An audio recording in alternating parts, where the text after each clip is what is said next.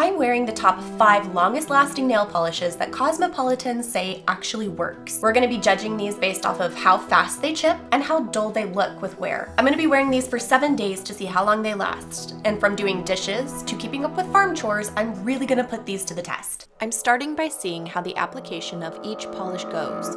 Cosmopolitan also said that we need to make sure that we're starting with the proper nail prep. So I'm gonna use isopropyl alcohol and I am gonna wipe my fingernails with it. They usually start chipping on this hand first. So I'm gonna do the entire process on this hand. And then on this hand, I just wanna see what happens if I just use the polish without any base coat or top coat. So we're gonna have 2 different hands to compare. I tried really hard to get these in different colors so that we could keep them all straight. This one says it doesn't need a base coat. We're just gonna go in with the color and then a top coat. So the first one we had was Essie. This one is Sally Hansen's Miracle Gel. I actually use this one all the time. I have quite the collection of it. It does tend to chip on me a little bit more. This one also does not require a base coat. Following our Sally Hansen Miracle Gel, we have this Dazzle Dry Mini Kit. This one costs like $40, so I'm really hoping this one measures up and does great. This one in particular is the 5-step system, and this one has a lot of like direction. They want you to do 2 of everything except for the top coat. So they want you to do 2 base coats. I don't know what's going on with that, but it's kind of chunky. I really don't know what that means. I don't love that because I feel like that is going to mean that it's not gonna last very well, but we're just gonna have to see. I have to say, I'm really kind of annoyed that these are such tiny bottles. If you're paying $30 or $40 to get some nail polish, I would expect it to be closer to this size, not that size. So it better be a good polish. If it has long-lasting wear, then maybe it's worth it. But if it chips and falls apart right away, then I'm gonna be really upset with this one. Oh no, I just touched the Sally Hansen polish. Oh man, I'm gonna have to redo that part. Normally I would only do 2 coats, but I touched it, so I messed it up. So I had to fix it.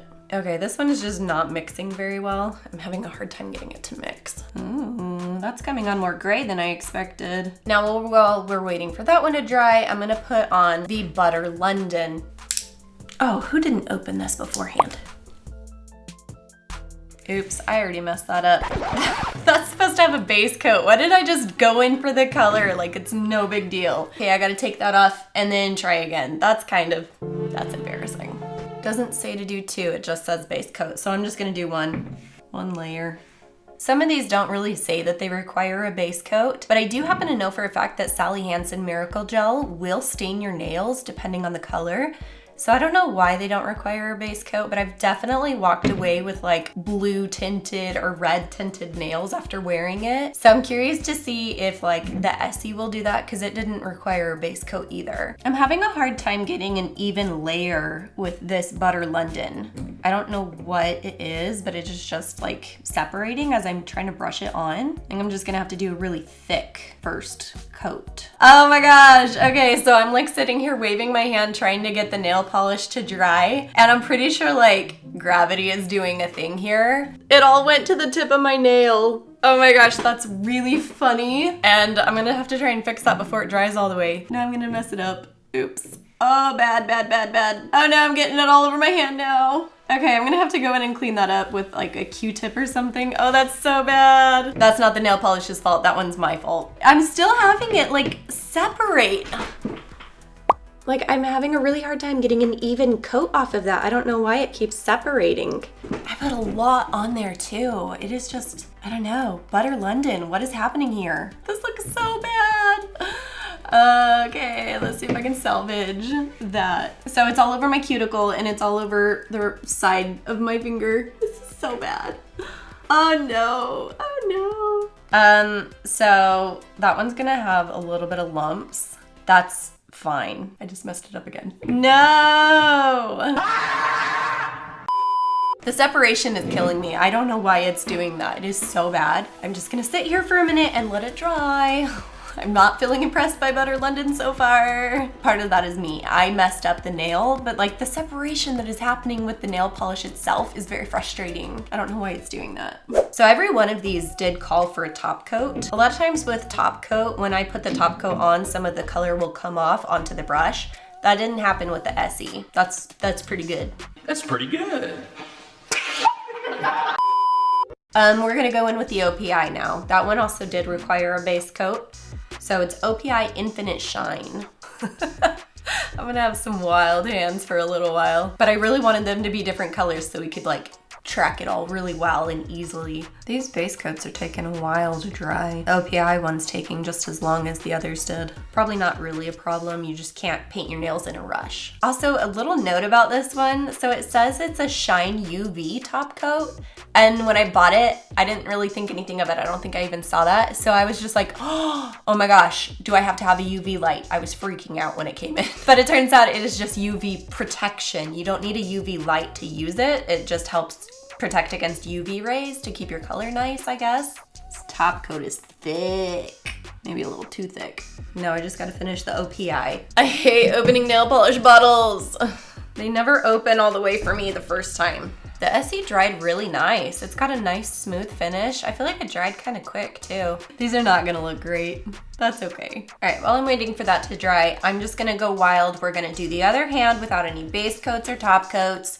We're just gonna dive in and see how well this one lasts when tested against the other one to see if base coats and top coats really make that much of a difference, just because I'm curious and I can. Okay, nail polish is all applied, and now I'm just gonna let it finish drying out, and then I'll check in with you guys a little bit later and we'll see how they're doing.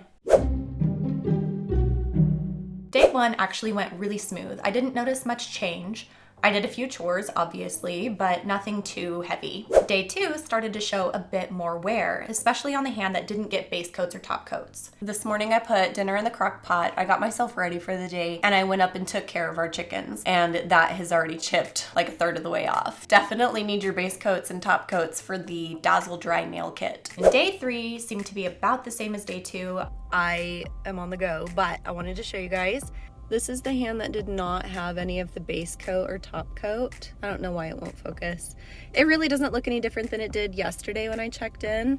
But then this hand is the one that does have all the base coats and top coats, and it also looks about the same as it did yesterday. Day four had a little bit more wear. It was really noticeable on the hand with no base coat or top coat. This hand, at least that Dazzle Dry is kind of falling apart. So Dazzle Dry, once again, definitely needs that base coat, top coat. Day five had a lot more wear on the hand with no base coat or top coat. The Dazzle Dry nail polish was flaking off really bad. Still some wear on the hand that had base and top coats, but by this time, the very tips of my nails were white again. The color was gone from the tip. And I was noticing growth because the base of my nails were their natural color again. Day six didn't see too much of a change from day five, and then by day seven, the nails were looking a bit rough. I still expected more wear and tear than I had by this point, so I was pleasantly surprised that I didn't have too much chipping. And then here we are on day 10 because I couldn't get to filming this on day 7. So this is how my nails fared for day 10. Definitely a big difference between the base coat and the top coat and not having any of them at all. The Sally Hansen Miracle Gel was our most affordable polish, coming in at $16.48 for the set. That is the base coat and the top coat. I like the appearance of the polish generally speaking, however, it didn't seem to last as well as some of the other options. OPI was our second most affordable polish, coming in at $27.40 for the set. That's base coat, top coat, and the color. It dried really tacky and it took a long time to dry. It wasn't until the day after I painted them that I tried to put another top coat on, and then it finally dried and hardened all the way.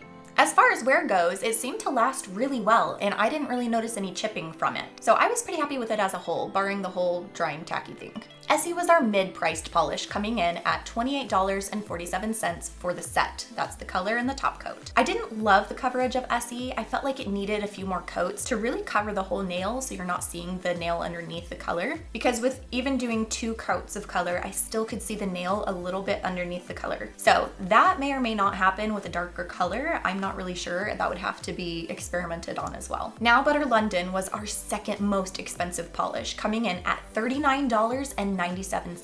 That's for the set, the base coat, the color, and the top coat. It didn't seem to have the best application. It was kind of separating on my nail and I had a hard time getting full coverage on there. It did dry beautifully and it wore really well. I think it's one of the better lasting polishes. It was still expensive though, and the OPI and the SE seemed to last just about as well, and they're more affordable. Then our Dazzle Dry was our most expensive polish, coming in at $43.19. I loved the way this polish looked when it dried. It also dried super quick in comparison to the rest of them. It was probably dry before everything else. It did have a lot of steps that you had to do, and so the application took a lot longer than the other ones. Part of the con to that one too is that you have to do the 5-step system. It's actually 4, because I think that other one is a revive. It's supposed to make your nails look nicer. So if you're not using the full 4 steps, then it's gonna flake off and you won't have it after a few days. For the price and the way that it compared to some of the others, I think I probably wouldn't buy this one again, just because I got such good results from OPI and Essie as well. So for me, as my final verdict from all of this, I think I would be really happy to do the OPI again and the Essie. They seem to have the most bang for the buck, with the caveat of maybe Essie needing a couple more coats if you're using a light one, maybe not if you're using a dark one.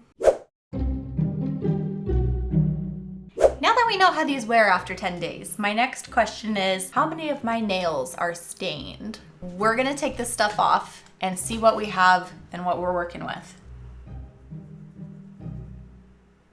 6.5 hours later. Here we are. It does not look like anything really stained. Maybe the Essie discolored my nails a tiny bit. My thumbs almost look a little bit yellow. You know what? I think there's a little bit of discoloration from the Butter London as well. So it seems like the pink colors left a little bit of a discoloration behind, but not enough to be super problematic. And there you have it. Those are my thoughts on all these nail polishes. Was Cosmopolitan right? I think on some of them they were pretty good. Thank you so much for watching, and I will catch you in the next video.